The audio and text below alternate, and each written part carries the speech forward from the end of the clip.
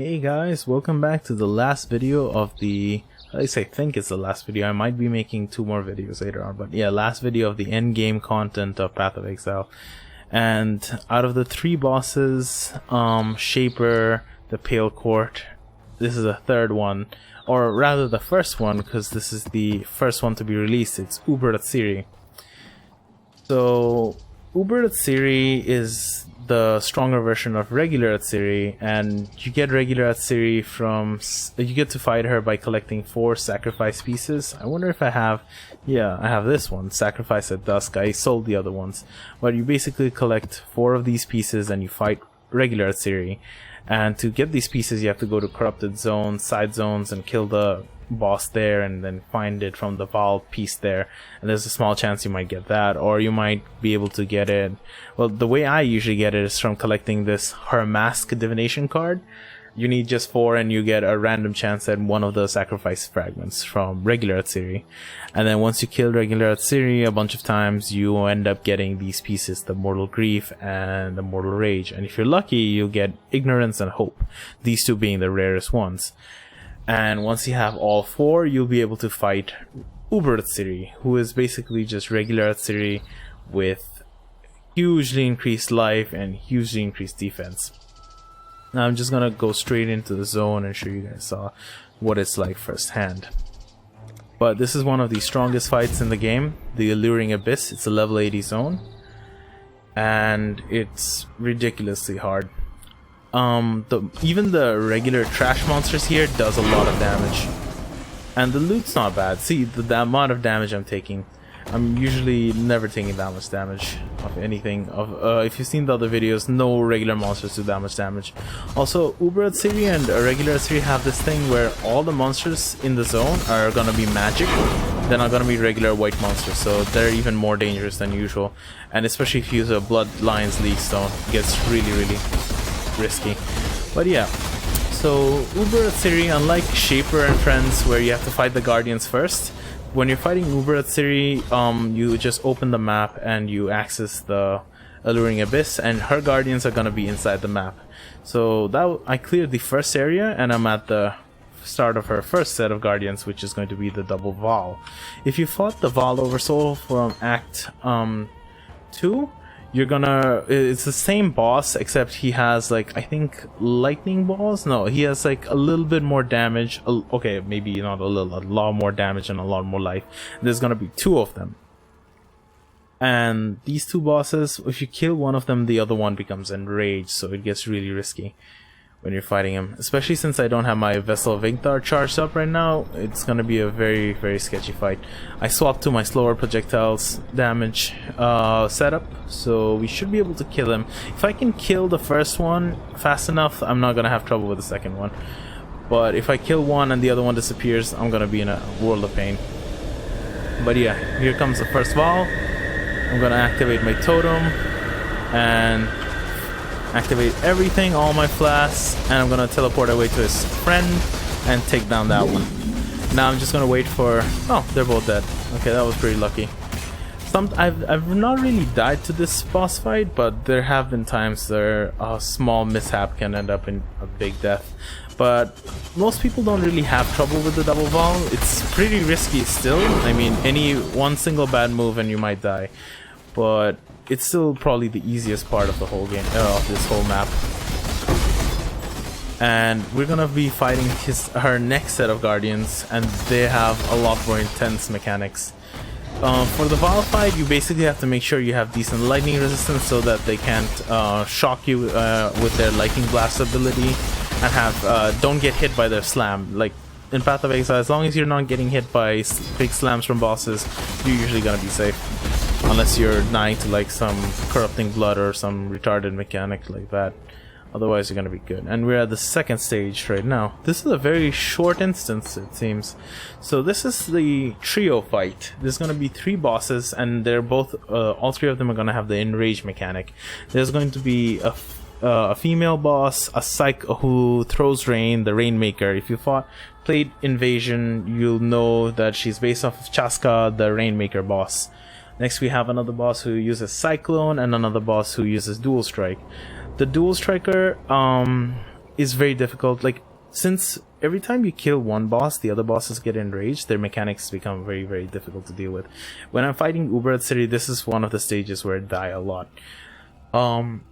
There's like, each build has different ways of dealing with the bosses. Some builds prefer to kill one boss or the other. My build, I prefer to leave the Cycloner last. The Cycloner is really hard to deal with, but not as hard as having a powered up Rainmaker or a powered up Dual Striker. Because the Rainmaker, when she becomes powered up, is going to have a massive physical damage rain on top of you. And there's literally going to be no way for you to defend against that. And she is going to constantly make that rain on you. And without enough physical damage reduction, you're not going to be able to survive that. So most builds tend to kill her first. The Cycloner has a degen effect. When he cyclones on top of you, he leaves a huge poison effect, which is physical damage, and it's hard to deal with, but not as bad as the Dual Striker, especially for my build. Some people kill the Cycloner last, some people kill the Dual Striker last. Since my build is based around hitting really fast and multiple times, I like to kill the Cycloner last, because the Dual Striker has the ability where he's gonna get Molten Shell, and every time you hit him, he reflects damage back to you, and elemental reflect is really difficult for me to deal with. So we're gonna try and kill the Rainmaker first, and then move on to the Dual Striker, and then move on to the Cycloner. All three of them are gonna be dangerous. Even the Cycloner is gonna be super dangerous, but hopefully it's gonna turn out a lot better. I have died to these bosses multiple times, so let's see how it goes. You can see the Rainmakers over there. And if you move too far ahead, she's gonna activate. So I'm just gonna put up my totem, and I'm gonna activate my Val Haste, and I'm just gonna dash in and try and get her. Hopefully, get her down. Okay, Rainmaker's down. Get out of her poison. You saw how much damage that did. Okay, now we're gonna take out that guy, and now we have the Cycloner left. And luckily, I got the Cycloner in a perfect position for me to take him on, and that was a very clean fight. That was very risky. I was brought down to like 90% health, but I managed to do it. So yeah, take out the Cycloner first, and then take out the Dual Striker, and you should be good, especially since I got really lucky with the Cycloner sitting in a very tight spot where he couldn't really cyclone on top of me properly and leave his poison. So that worked out really well. Yeah, I have a strong box over here I'd like to chance. Nothing decent, so we're just gonna clear that area. Let's see. That's gonna be the next zone. I wonder if there's any monsters here. Nothing here. Here. Just keep clearing forward till we get to Uber. I'm lucky that the character has so much offense that I don't really need that much defense.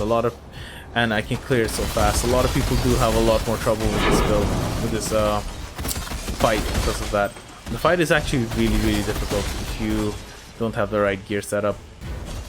But I'm pretty much set up to farm them right now, so it's not that bad for me. Kill this. My mana is gone. That.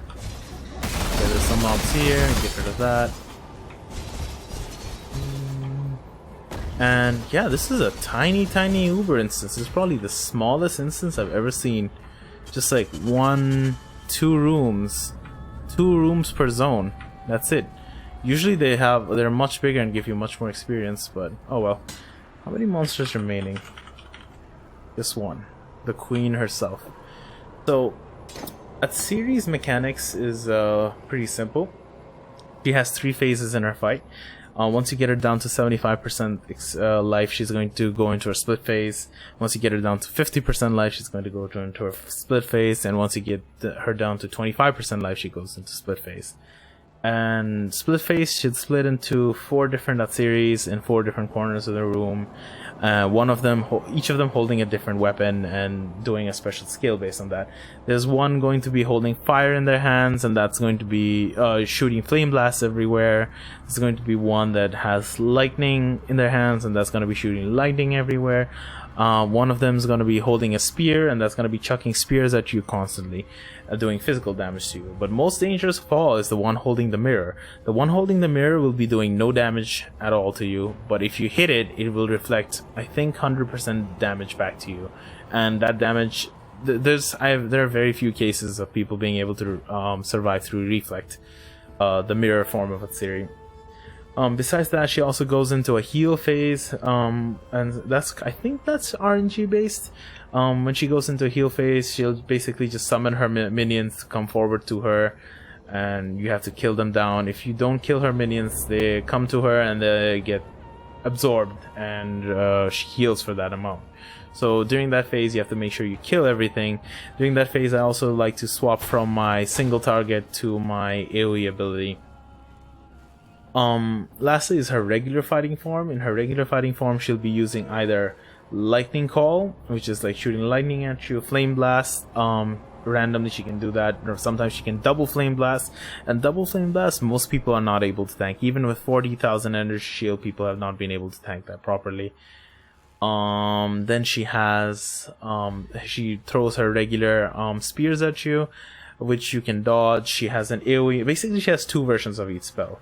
Regular spears, then she throws her AoE, she spins at you and throws AoE spears at everywhere, like except for one small cone where she misses, but everywhere else she basically throws spears at you. But then she has regular Flame Blast, and she has double Flame Blast, and she has regular Lightning Strike, and then she has Ball Lightning Strike, which is going to be golden in color, and you don't want to be hit by that. So as long as you know the basic mechanics and you know how to dodge her abilities, you should be fine. Yeah, don't hit mirror form, that's about it. And let's see how the fight goes for me. I have died to her multiple times, but hopefully this is going to be a deathless run. Let's see. So I usually just dive in, dodge the Flame Blast, and this is her heal phase. So I quickly swap to my AoE ability and just nuke down all the monsters. I pick up my totem back and just nuke down all her minions. The good thing about the heal phase is it gives you a chance to get your flash charges back too. Uber Atziri also has really good items that can drop from her. I swap back to my single target too. I'm gonna spam my flasks and shoot her right now. Oh wow. So that's her regular Lightning Storm ability. She should flip, there's her split phase, so I got her down to 25%. I'm gonna make sure this is not mirror, she's not holding a mirror, this is the lightning one. Kill that. Yeah. Hopefully we'll get a good item. Oh, don't want to get hit by the Flame Blast. Okay, this is she's down to 50% right now. This is the second one. This one's not holding a mirror, so we're free to hit that. Take it down. I'm gonna use my Evolve Discipline and just take it down to 25%. She activated heals phase again. Take out the take out the monsters there. So yeah, she has a good loot table. She drops her axe, which is really worth a lot, and she drops her gloves, which is worth a lot of money too. I'm hoping to get a gloves. I haven't found anything good from her yet, but that's just RNG for you. So let's swap back to regular single target because this is the last step. She's gonna split one more time after this, I think. Toss the Flame Blast. She hasn't used the double Flame Blast yet. Okay, here's the last flipping. Okay, spam all my flasks, dodge all the abilities, get it down, and let's get her down now. She's at 25% and she will be able to kill her. There we go. And we get a mask. The mask is the most useless drop of hers. The weakest one, but yeah, that's that. That's Uber Atziri for you, and that pretty much concludes my series on endgame monsters. I might do one on, let's see, not the Overgrown Ruin, the Colosseum, to show you how Duresso or the Legion Slayer is, and one for Kaum. But those two bosses are gonna be really, really easy. But yeah, that's Uber Atziri, and that's the third, final, or first and most important endgame boss of Path of Exile. Well, I hope you guys enjoyed this series and didn't get too bored. But yeah, that's what I've been doing this whole time, the last couple months. And that's how I've been farming these bosses and doing services for other people to kill these bosses. Once you're skilled enough and know the mechanics, it's not really that hard. You die once or twice, you make a few mistakes, but you get used to it. Anyways, guys, good luck, and hopefully see you guys in 3.0.